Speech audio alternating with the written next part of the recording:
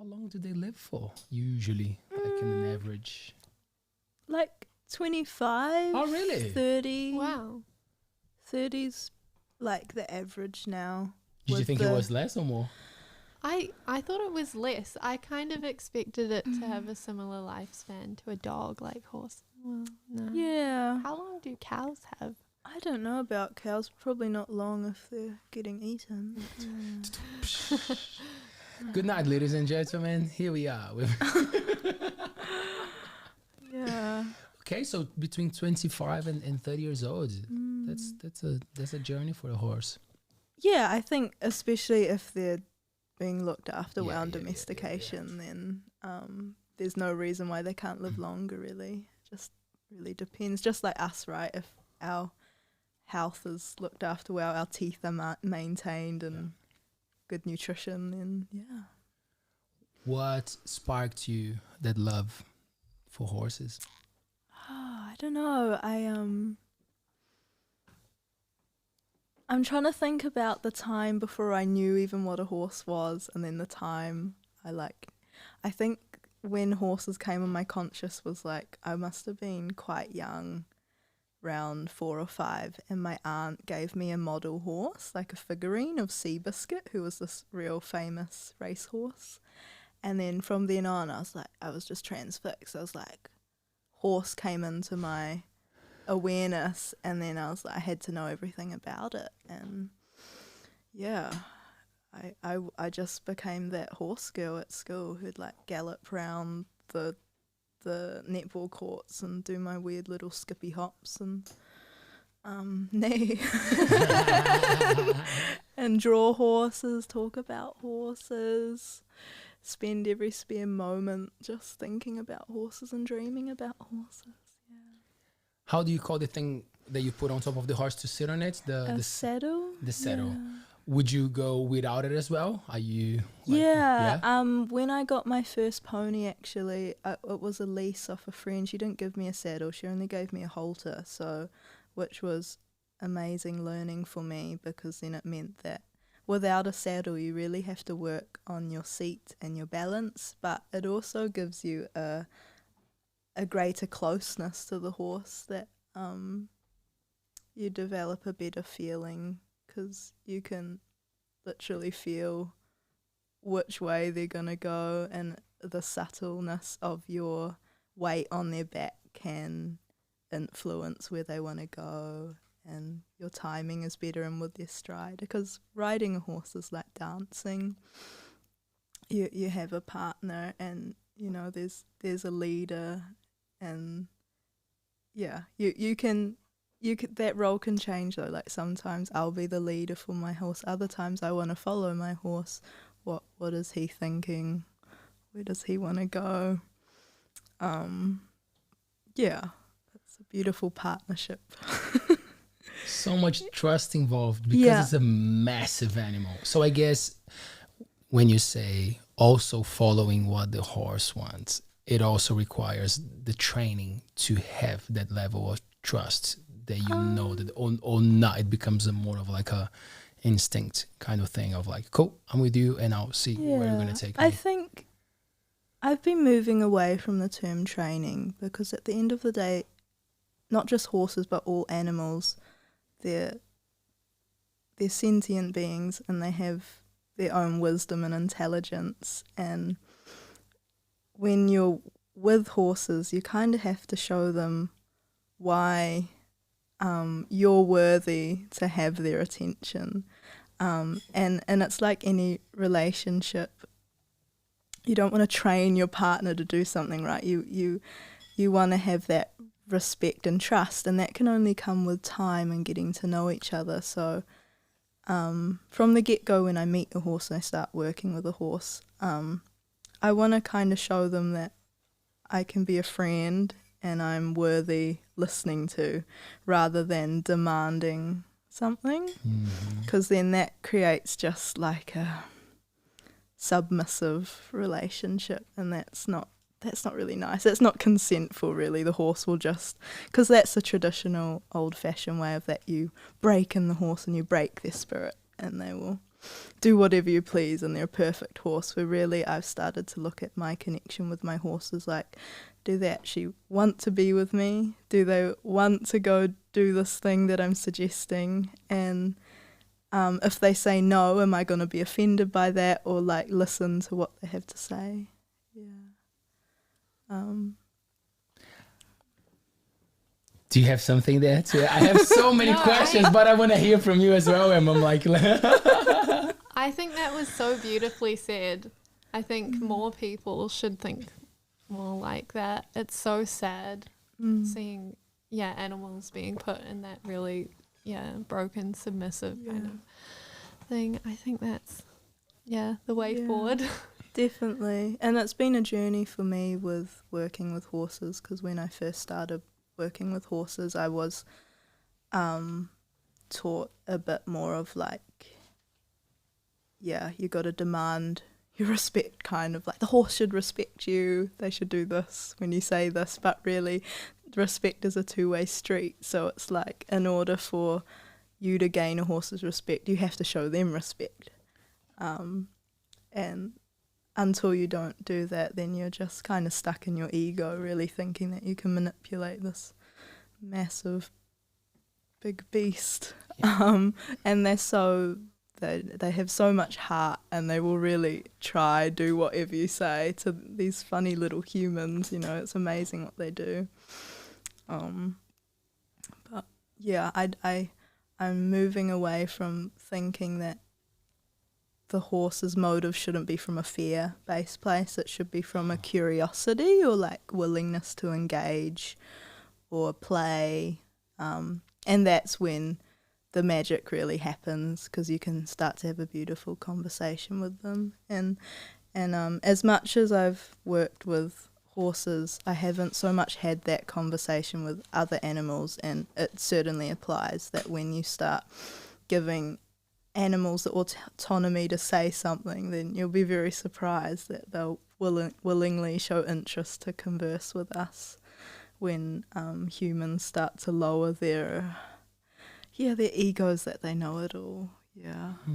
When we look back, like civilizations that were thriving because they had animals, like they had those allies. Let's put it in a nice way of saying allies. We hear so many stories of like, those people, like the indigenous, when they had the horses, like things changed, things evolved greatly for those people. So when you're training an animal, I know that you don't like the word, but when you're working with an animal, let's put it that way, are there different approaches there? Like, does it fit the purpose of what the person wants, or it all starts the same, and then you change the direction? So many ways you can go about training a horse, and there's no actual right method. But what I've found over observing, if you observe any of the top horse trainers in the world, and they're doing different disciplines with different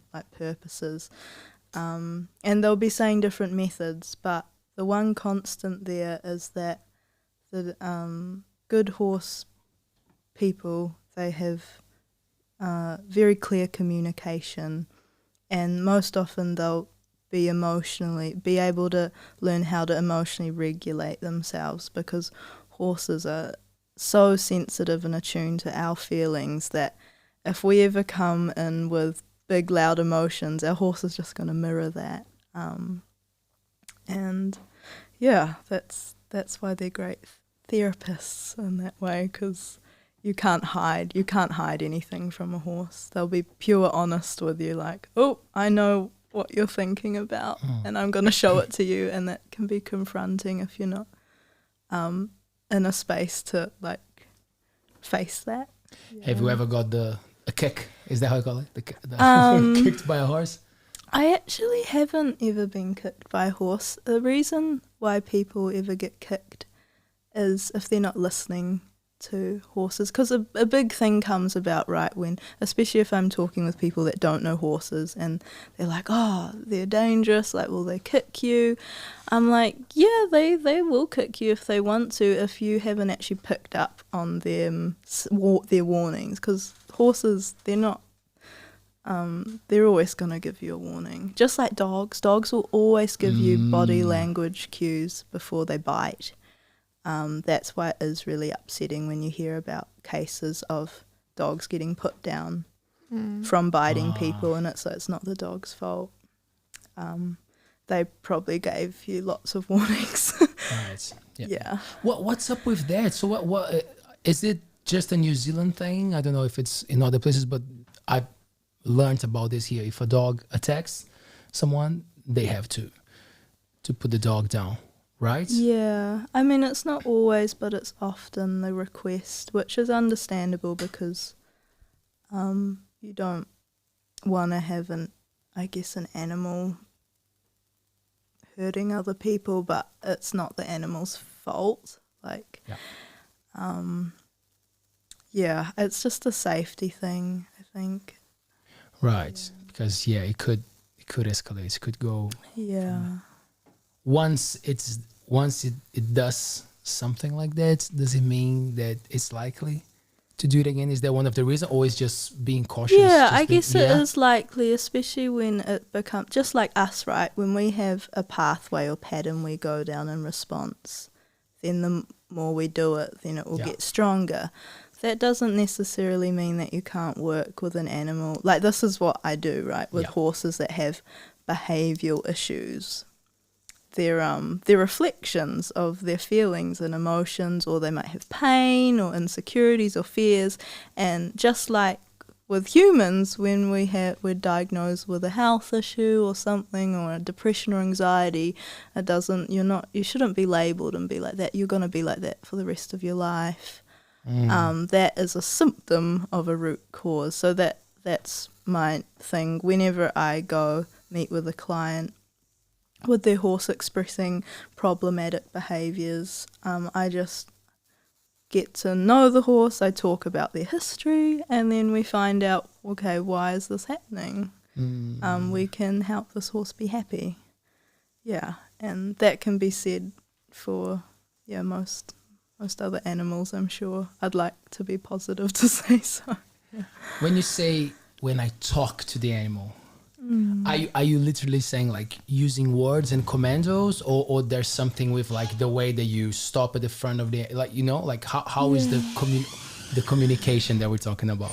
Okay, well, there's a few different levels. Number one is body language, because horses, they're extremely expressive in their body language, and so are we, actually. That's the funny thing, that as time has progressed with humans, we're very much attached to our communication verbally, where we forget how much we actually pick up from body language. Because say someone like you, Leo, if I took you to meet my horse, you might say, oh, I don't know how to talk horse, but I guarantee you, if you were just to sit and observe, you'd probably pick up things. And so, yeah, and then the more time you're around horses and then you talk to horsey people, then you learn. And that's obviously what I've done with most of my life, watched and observed horses and talked to horses. And yeah, so when I say talk to horses, it's actually listening to horses and observing in their body. And there's many, and it's actually looking at the nervous system. Like, you're able to observe what they're expressing in their where they're going up into the parasympathetic or sympathetic, going between the two. And yeah, so there's ones that we share, like soft eyes, blinking, loose jaw. These are all relaxed cues. Even just kind of like patting your face, I know when you had your moustache, because I lived with you, I was, because of horses, I have learnt to like be a real fan of observing people as well, because I observe horses and body language, so I observe people with Was body I language. touching the mustache And all the time? and you did this. I do this a bit, or I might like touch my nose, and horses do the same. They'll like scratch their head, and that's just them like kind of, it's a self-soothing thing. So yeah, these are all the things I'm observing. Ears are a big thing with horses. They're very expressive with their ears. So you're always looking at, the ears will tell you everything basically, where their attention is. If they're forward, they're looking at something. If they're like that, they're listening to something behind. If they're to the side, they're kind of... Are they like dogs that have very good yeah hearing? Yeah, Is that, just want to check that if it's not this one. I'm sorry. Yeah. Is it like something similar that is very sharp? I don't know. It's probably not as attuned as dogs, but yeah, they're pretty... horses have a faster reaction speed than cats, because horses are... Their blueprint is to be a prey animal, right? They're designed to be in constant awareness of whether a predator is about, like a lion, to eat them. So they're designed highly sensitive and ready for any threat, you know. That's why they can be dangerous when you're not reading them correctly, and suddenly, oh, horses run, you know, he's got in a fright. Oh. Gave me a fright. We're talking so much about horses. I'm like, Yazmin, it's probably one of the most interesting people that I've met in the Coromandel in New Zealand, because you do so many different things. And I'm just like, let's talk about horses, but like, let's connect with the million other things that you do, which is beautiful. And when I liked what you wrote in your bio, is that there's a connection to the things that you love. So the nature, the animals, the healthy living, you know, like all those things are interconnected in a way. That's a cool way of living. Yeah, thank you. Yeah, I would say I could talk forever about horses, because like, been a major part of my life so far. But to support, I think, any passion, you need to have a foundation of good health and good, I guess, values and morals to set you up for following on your path. And yeah, I guess that's naturally what's evolving with my learning. Is I went full on with the horses from a young age, and then left school when I was 16 to pursue, I guess, a career with horses and in competition riding especially. But it didn't go too long until I got down the track where I got incredibly unwell, so I had to come back and look after myself, because when you can't when you're not well, then your horses can't be well, just like you can't look after others unless you're looking after yourself. Yeah, but I have a varied interest in lots of yeah, a lot of your sort of passions are all quite healing things, like the music and the poetry is very soothing and healing, and then the horse work is also quite a healing therapeutic thing, and the Ayurveda, that sort of side is another dimension.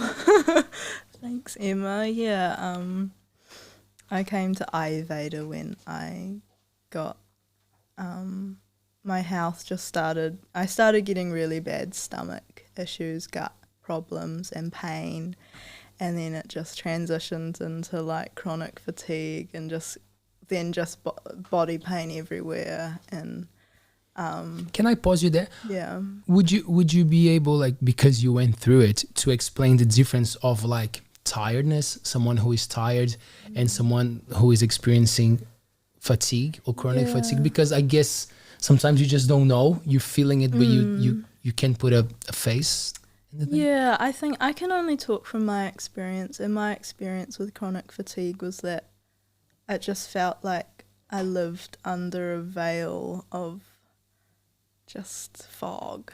It Just like I couldn't, I'd wake up in the morning and I'd try close my fist and I couldn't even,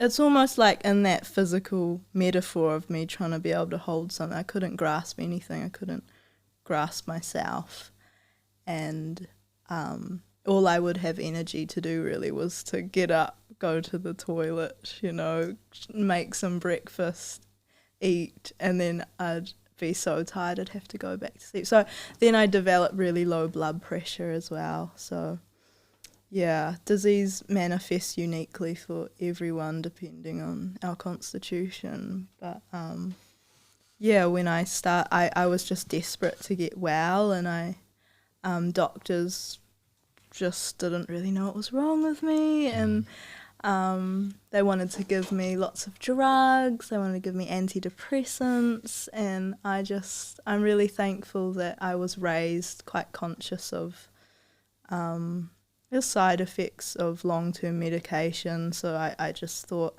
no, like there's got to be something else. So that made me turn away from, I guess, modern medicine.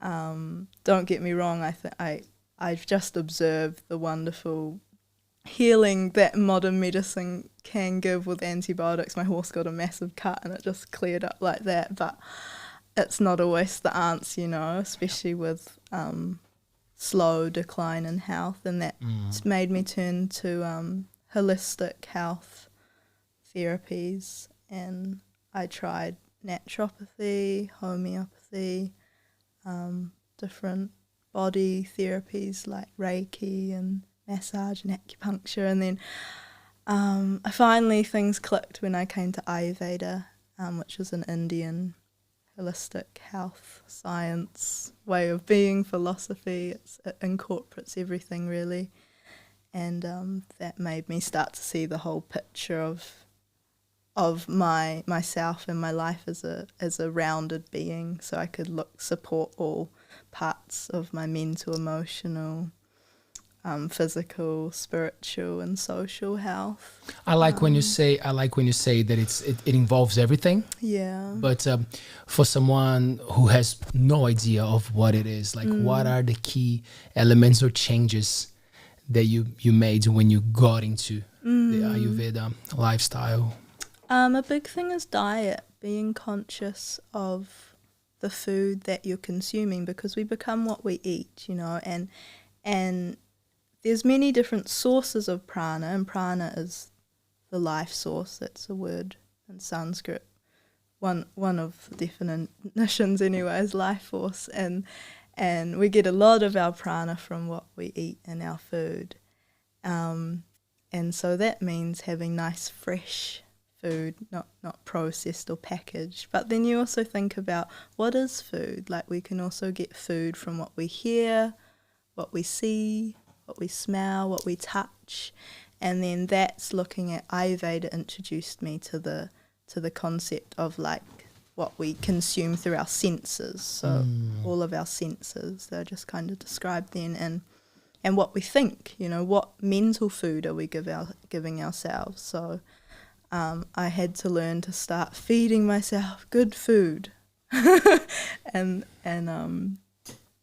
so just suddenly when I received all this information about how I could feed myself well, I immediately had tools. I could start listening, or already naturally we seek like listening food, like music. We want to listen to lovely music. We want to see beautiful things. Like, I love to see the bush, naturally. Nature, we want to interact with nature, and that returns us to our own nature.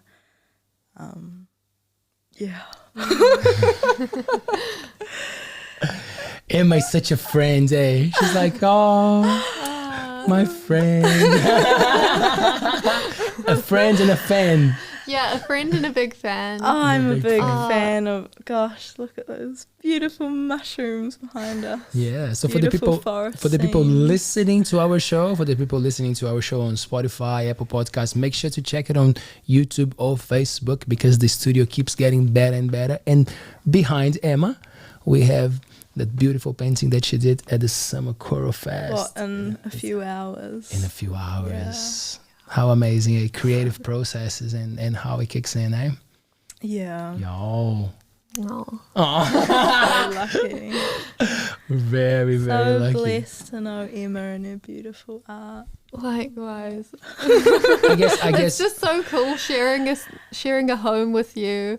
Oh, I don't know if that's too bad. no. I think that every night I'm sorry, Leo.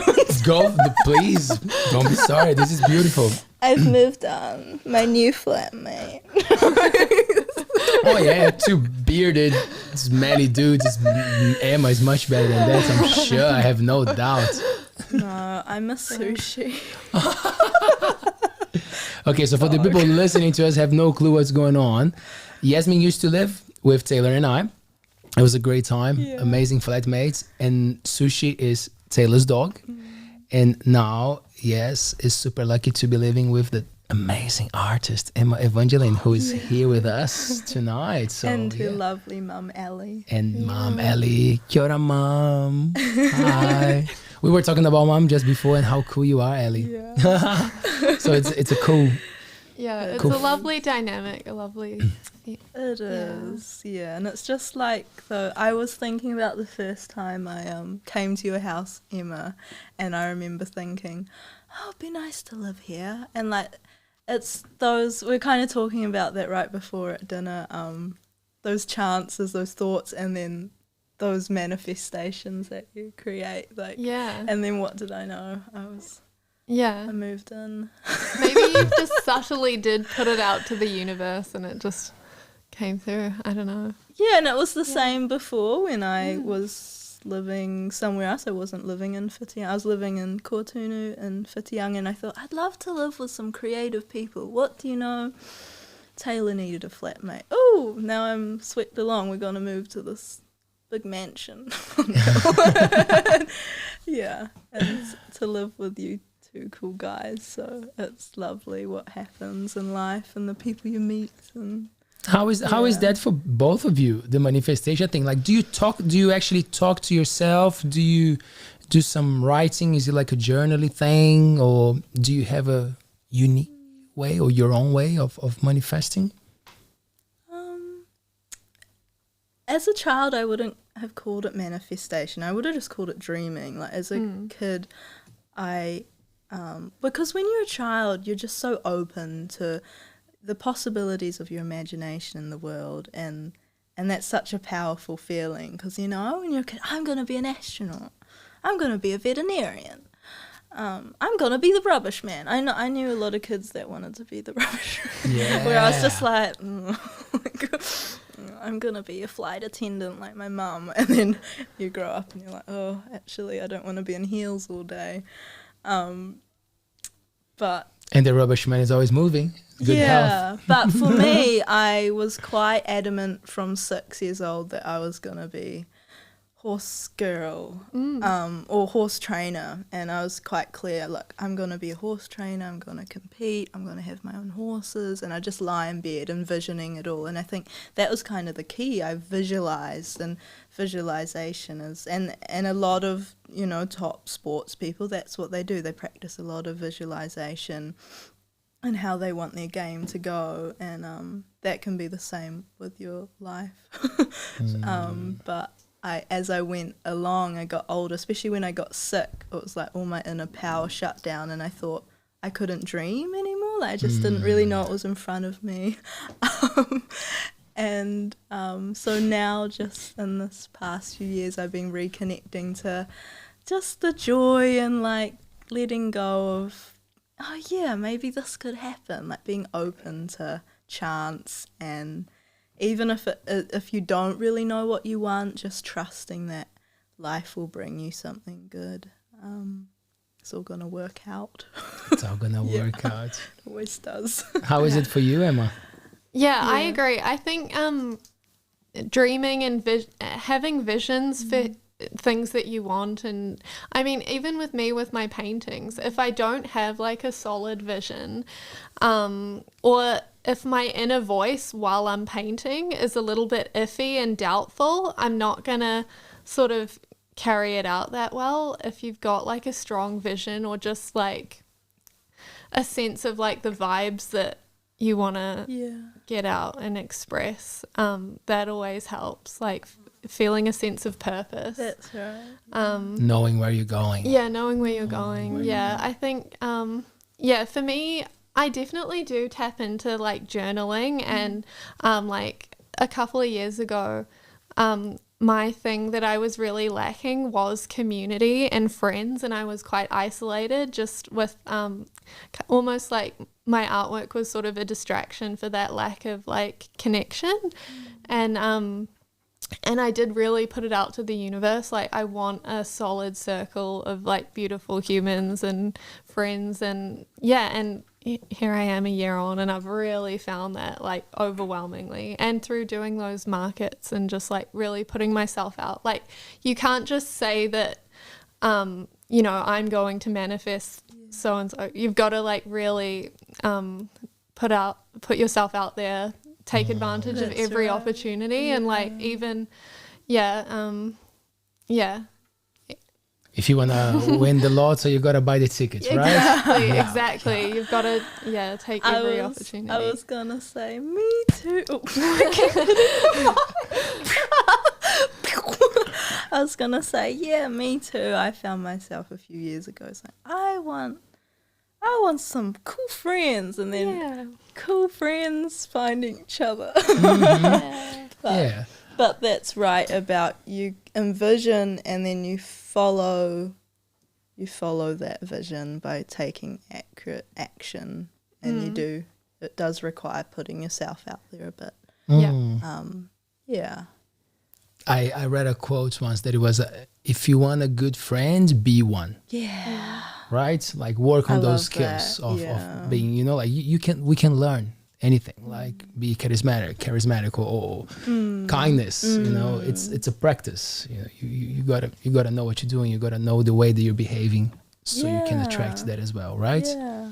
I like what you were saying about food though, because I feel like the things that we put inside, like in many different ways, obviously, but interesting things from the time that we lived together. And I would ask you questions, things that you are not fan of, things that you wouldn't eat, and you have great explanations for them. Oh, this is not good for this or good for that. Like, what were the biggest ones that they were part of your diet, and then you learned about them, or you realized, ooh, those foods actually don't suit me, or I didn't know that they would cause this to my body?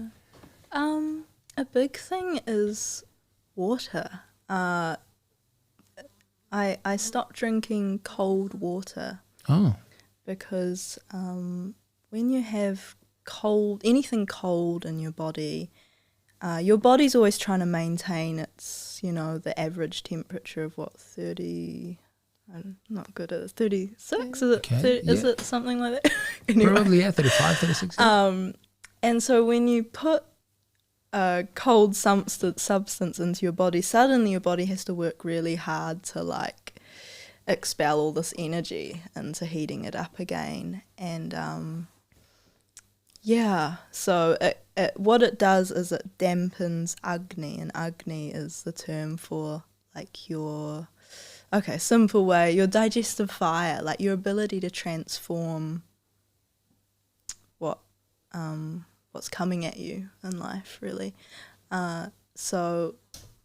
You're always wanting to help support Agni in what you're doing in life, because otherwise, if your Agni's low, which it got for me when I got unwell, is that I couldn't actually process anything. And that wasn't just like, I was talking about how I had gut pain. It wasn't just like food, physical digestion of being unable to absorb those nutrients. It was also like just me being able to digest my whole life, my whole picture.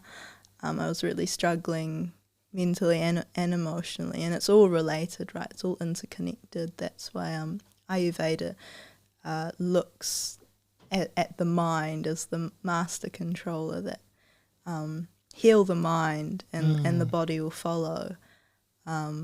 Does he have anything similar to, so for example, the Hare Krishnas, they wouldn't eat anything that it can be a stimulant? So like no garlic, no coffee. Is it something similar as well?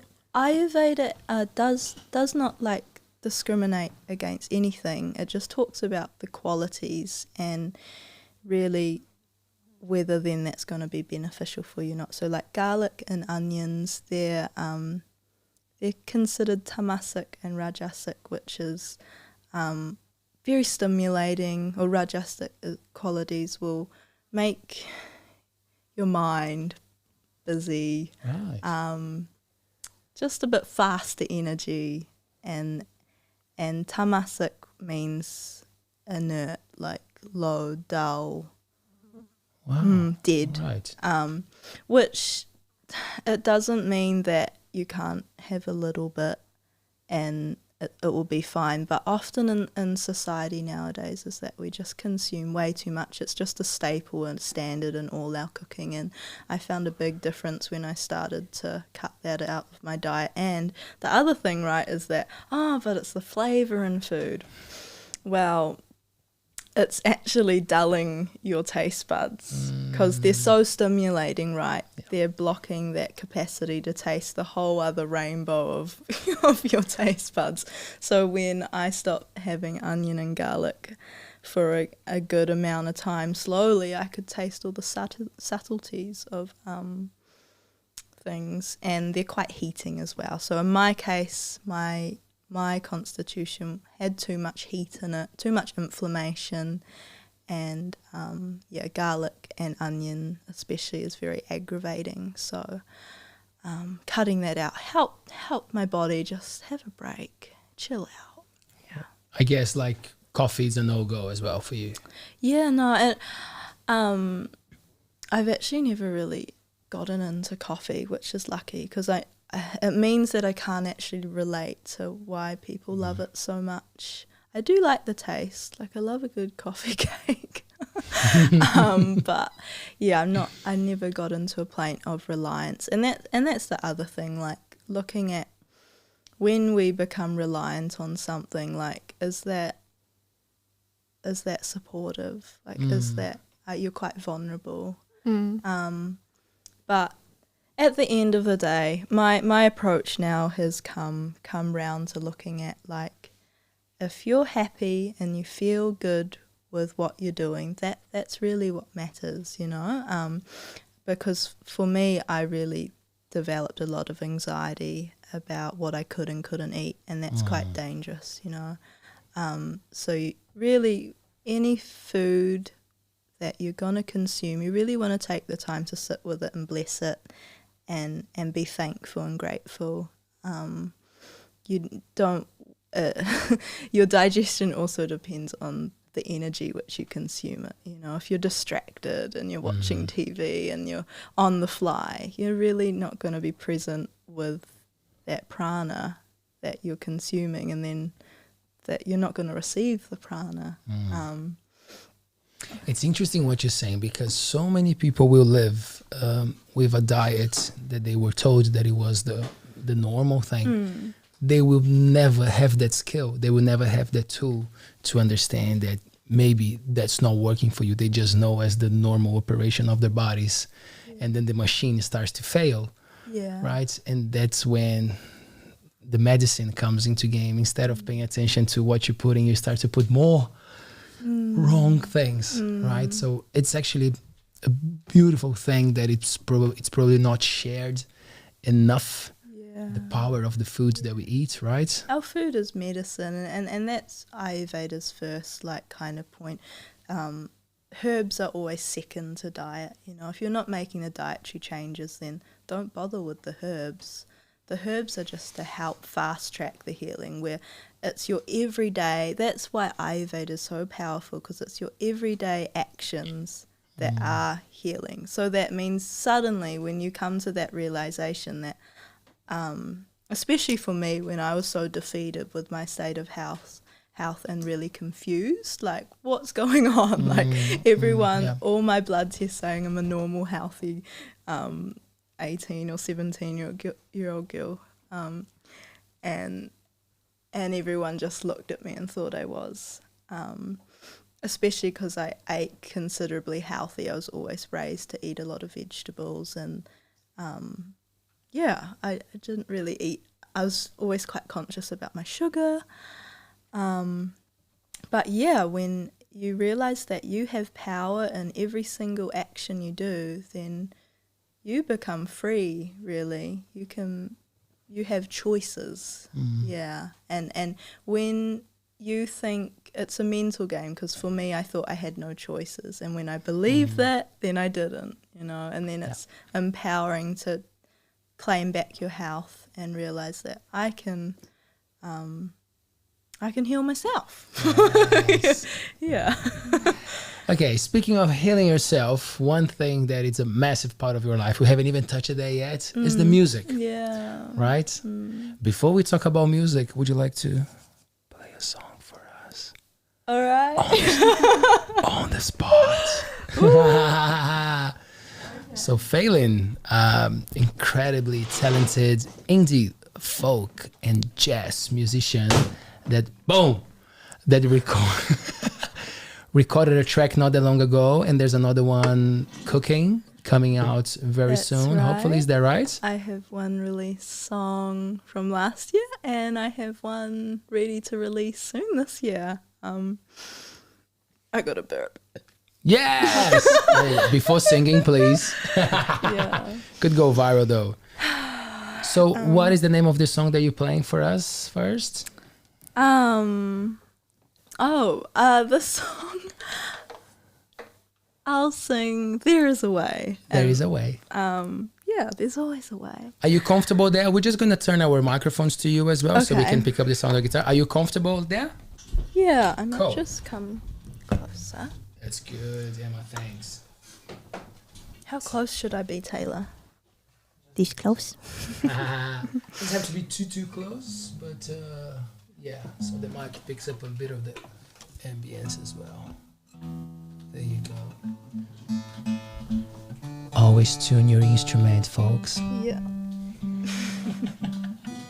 It's true. It's important.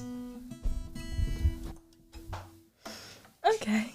Okay, Taylor's just doing his last checks. Oh, put me on the spot. There you go. That's how we do it. This song was actually a poem I wrote years ago, and then last year I found it in a drawer, and I had these chords I'd known for a while, and I couldn't sing anything over them, so I just slapped my poem on top. I was like, there we go. That'll do it.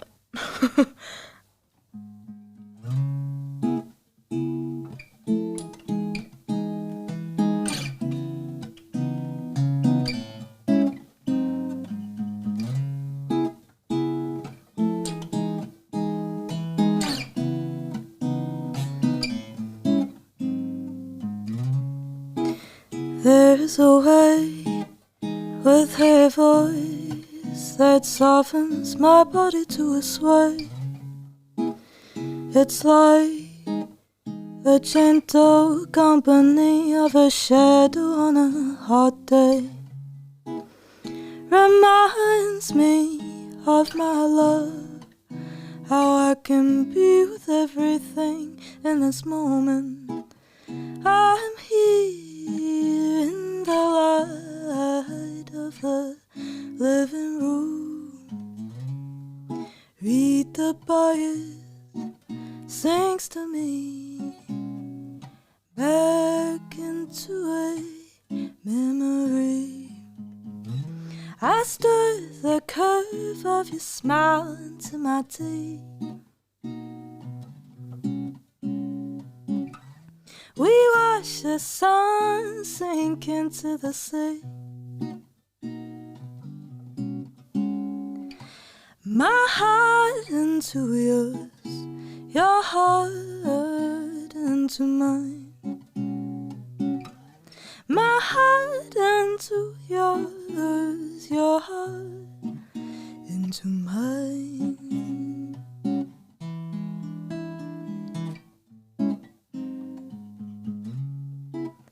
But now I rise again to the sound of cicadas and the edges of my own world. They dance with me today. It is my one wish for you, my dear, to know life's rhythms. But that is my own pride, for one must find the sky and beauty inside.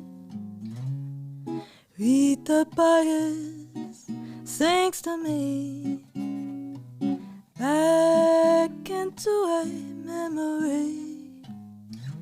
I stir the curve of your smile into my tea. We watch the sun sink into the sea.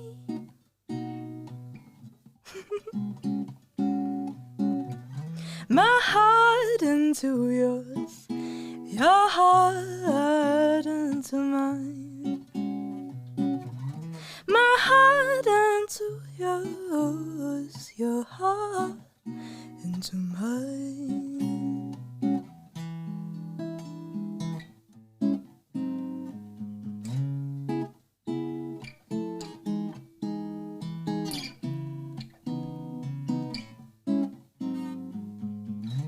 My heart into yours, your heart into mine.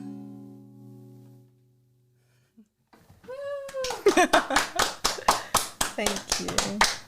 Wow. That was amazing. Thanks. Thank you. Do you want to bring that mic back for you, Emma, please? Are you going to do Love as a Ladder? Should we chat a little bit more and then we'll do a second one soon? Sure. Yeah, that's amazing.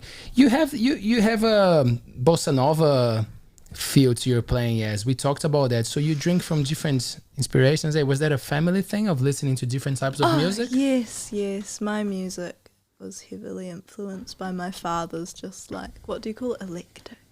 Electric.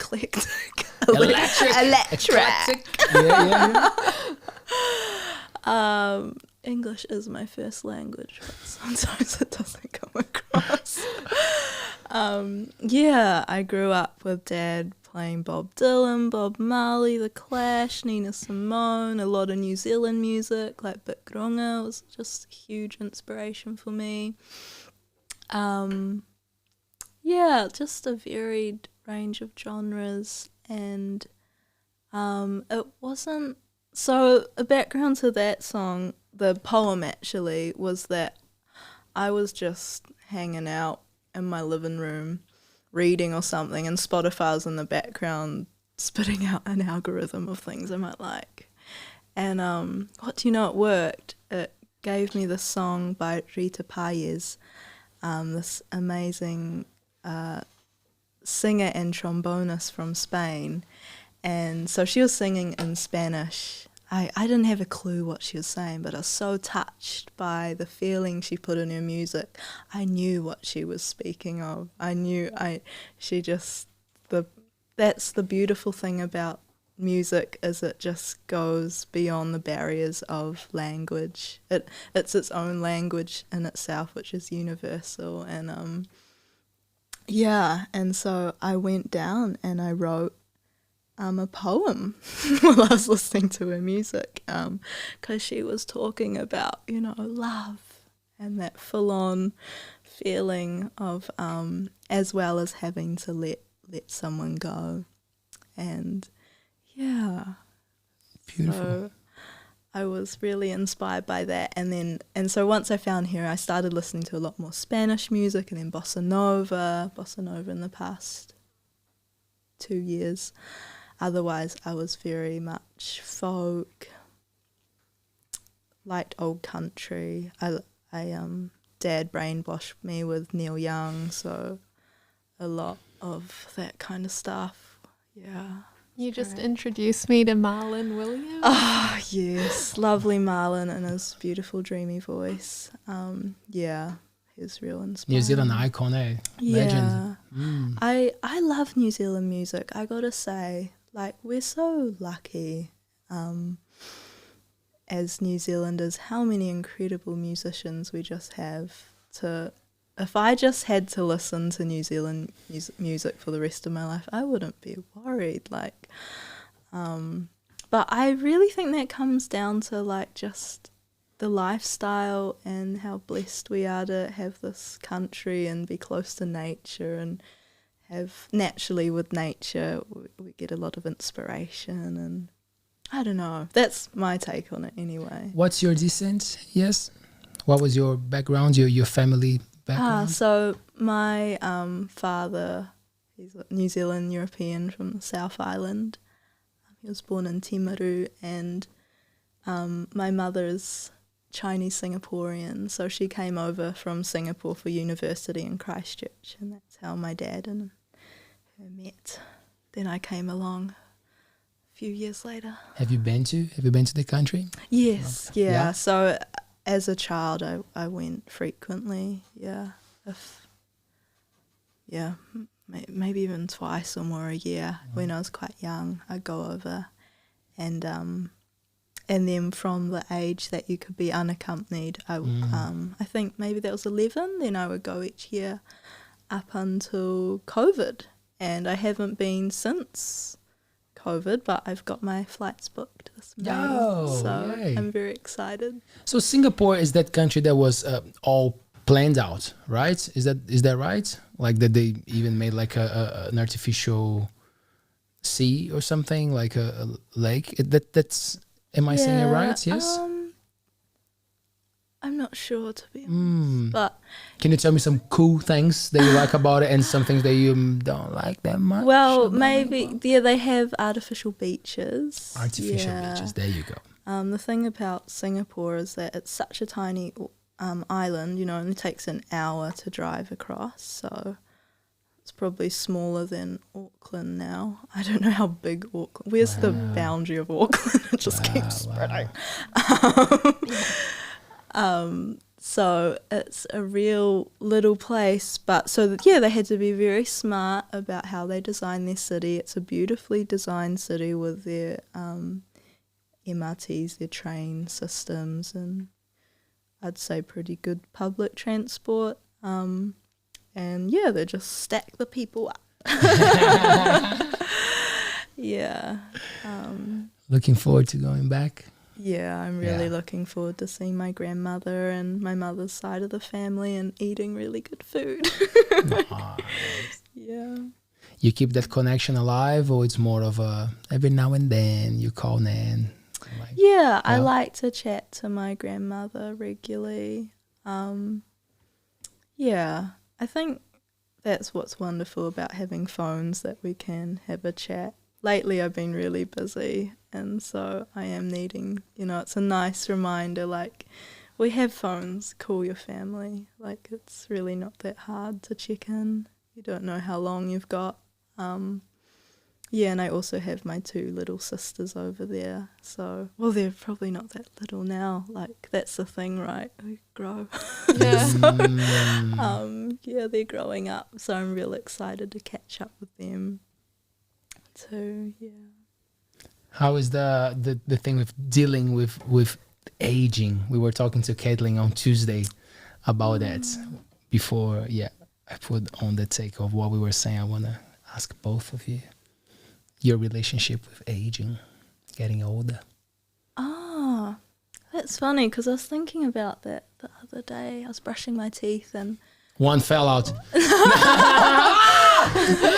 No, when I was brushing my teeth and you're confronted with the mirror, right? Yeah. And sometimes I like to really look and be like, hello, hey there. And I realised that, oh gosh, I'm not a little girl anymore. Because sometimes in my head I'm still like a real crazy 13-year-old. And one day this kid referred to me as like a woman in the shop. I don't know what she was just saying, like, oh, I want what that woman's holding or something in a bookshop. And I was like, am I a woman? Yeah, I'm a lady. But I was thinking about how wonderful it is with age that I can continue to get to know myself as well as be everything that my younger self wanted to be. Realize that I can. I think that's the mantra I'm holding this year moving forward. Is, yes, I can. I can be what I desire. Because we can tell ourselves so many funny narratives. A big one for me is that I'm shy. Oh, I'm too shy. I'm too shy. And that's what music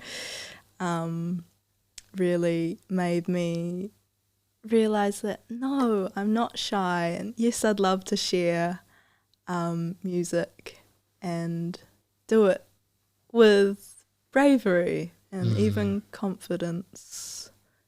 Let it grow. I don't know what. What about you, Emma? Well, I loved what Trevor was saying outside. Like I can't believe he's 75 and how what was his saying about? Don't let the old man come in. Yeah, something like that. Yeah. And I think there's so many people around here that are, they're in their 60s, 70s, 80s, and they've still got the energy of a 21-year-old, and they're just out, at Coro Fest having a big dance party, and there's so much of that around here. But even the concept, like, let's look at that concept, like old man, like what does that even mean? Because for me, old, I think there's something beautiful to be able to claim about saying, like, say if we went and saw Tane Mahuta, the big tree, this old tree, like how beautiful is it to be graced in its presence of something so old and has survived time. And the other thing I think about is that, say my grandmother always says to me, you got to save for your retirement. And I always like to say, I'll be lucky if I get to retire. Who's to say I make it? You just don't. Why are you so cocky? Wow, you just don't know how many days you got left in your life, and with age comes wisdom. So you're really the wisest 24-year-old I've ever met. For sure. I think that's what everyone says, that you're the wise one in the Oh, that's funny, because like, if you were to listen to my brain throughout the day, I'd be like, beep-a-da-doop-a-doo, ba-ba-da-ba. What's that cloud called? I don't know, let's call it Tiffany. I love that. I feel the same. Yes, about aging and how beautiful it is, and how challenging it is to accept it for a lot of people, because the way that we live nowadays, it's all about keeping it young. Like look the way that we look. Like that's a big one. All the products, like not many products talking about looking after the body from the inside. It's all about the outside. How many things you can put on top to make it always start to change your face or start to change your hair. And then I often think about that. I'm like, the coolest people are the older people, the ones that you can sit next to them and have a conversation. And again, I don't feel like just the act of aging makes you wise, but it makes you like experienced. And something to pass down. I think that's the biggest thing. Like when you look at our stages in life, when we're, young, we're still growing, we're learning, we're helping, hopefully, working, contributing to society in that way. And then when we're older, then we have the time and distance to then bestow that on the younger generation. But I don't know, do you guys get afraid of age? Do you feel it all, does it come to you, a fear of what could happen? With me, I oddly feel like people appreciate my work more because they see me as this young sort of, they're like, like you've done so much and you're so young, like all that stuff. And so I guess there's part of me that is trying to kind of make the most of that. But I don't know, it's I think it's a silly thing, and like you say, it's something like the lines that we end up with are something to be proud of, or like, appreciate that we've lived through so much, like had that fortune. I so agree. Like People, when I say this to women, I'm like, I can't wait till my hair grows grey and, and to like just embrace those changes. And they're like, you wait, girl, like you're so naive. And I'm like, okay, maybe I am. Like maybe I am saying that. Like, but even kind of. But that's a bit of a patronizing thing as well, right? When you say something like that to someone, oh, you wait, you see, you're like, well, life experiences are different. Why would you say that to someone? It might be completely different.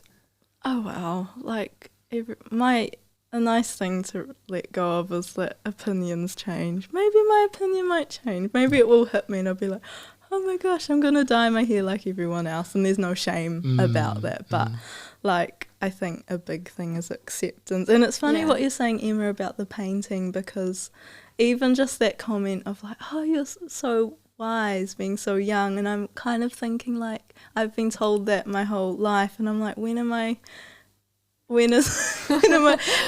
50 or something, or when I'm 30, does it start to reverse? Do I get silly? Like, will I no longer be wise for my age? You know what I mean? But aren't we all just wise for what we've got and what we've lived through our personal experience? Our backgrounds, our cultural backgrounds, what we got, 100%. Being adaptable, being open for changes as well, right? For new things to come in. We were talking about before, like about the topics that we're going to talk about, and I'm like, it's always that exercise of leaving the old things that Leo would say, and try to pay attention. Like, do I have to still say them? Like, is it me just having a beef with someone because they're different? Or, like paying attention to the things that we used to say. Do we still have to say them and be like we were before? That's It's an opportunity to start something fresh and be more accepting of people, right? I heard this great quote, this is what always happens. I've got this great quote. I can't remember it. It was something like, if your opinion hasn't changed in the past year, then you haven't grown.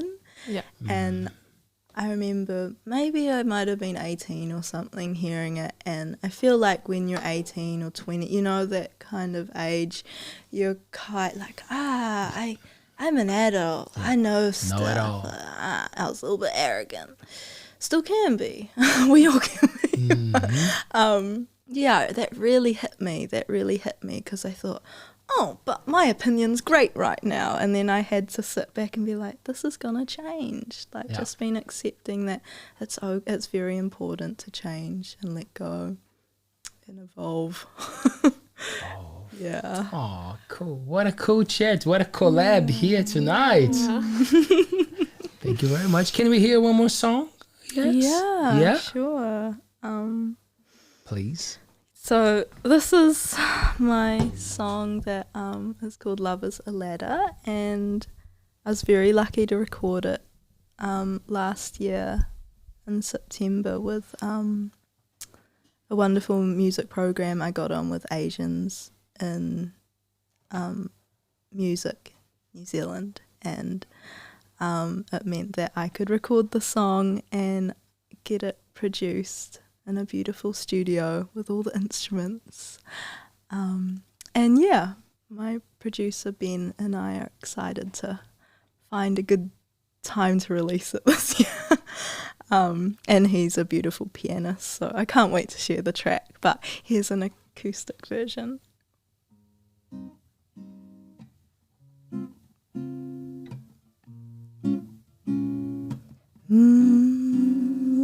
I forget the time when you're on my mind. Wish I could know you better. For some reason, life brought us together. Wanna ride with you through any weather, 'cause love is a ladder to the open sky. I wanna climb it high with you. With you. And darling, we're our own people with their own way, and I'm learning to say when I'm not okay. Am I a fool to be wasting our precious time. Always wanting to just be kind. I gotta speak my mind. This is what's on my mind. Yes, love is a ladder to the open sky. I wanna climb it high with you. Oh, with you I do. This is where the saxophone solo comes in.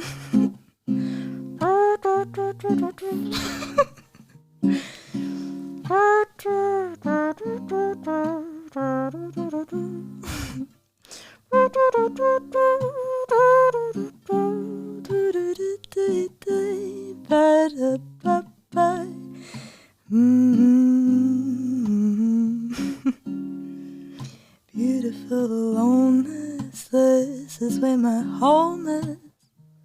But I wanna share my heart. Beautiful loneliness, this is where my home is. But I wanna share my heart. I wanna share my love with you. Yes, love is a ladder to the open sky. I wanna climb it high with you. Yes, it's true, I do. Oh, love is a ladder to the open sky. I wanna climb it high with you. I do. Love is a ladder to the open sky. I wanna climb it high with you.